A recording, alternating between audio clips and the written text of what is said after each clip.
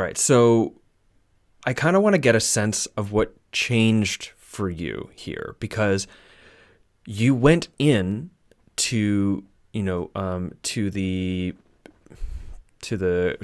Christianity, into the institution of religion, as a compensation, as a cab, and then Fair enough. something came up for you in a psychedelic experience, caused you to reassess your whole life and all your decisions, and I'm curious how you would describe what your cabs in relationship to your success in the church, now having recognized that they were influencing you. Like, what was happening and how was the church satisfying the reinforcement of those cabs? Yeah. Yeah, that's an interesting question. I mean, certainly just at a superficial level, this was an opportunity for me to be a really good boy. Hmm. Like I could uh, behave well. I could quote unquote be in service and help others. So to the extent that that's a reenactment of early heartbreak, you can see how our little ones have to make the world better for the other in order to be taken care of. So I'll do whatever I have to do to make your world better, so to be assured that I'm going to be safe.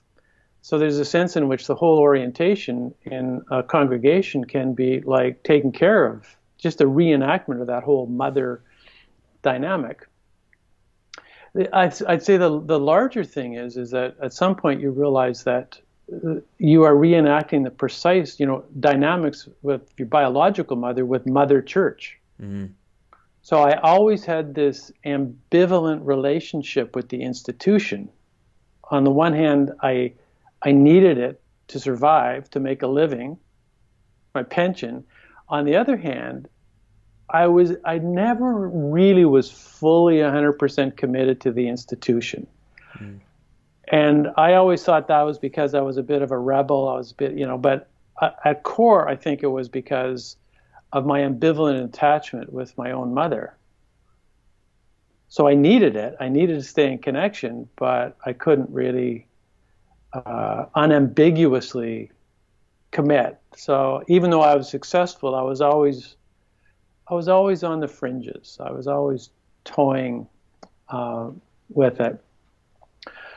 So it's safe to say that virtually every psychodynamic element that I went through in relation to my mother got played out in the context of church, including when it came time to leave.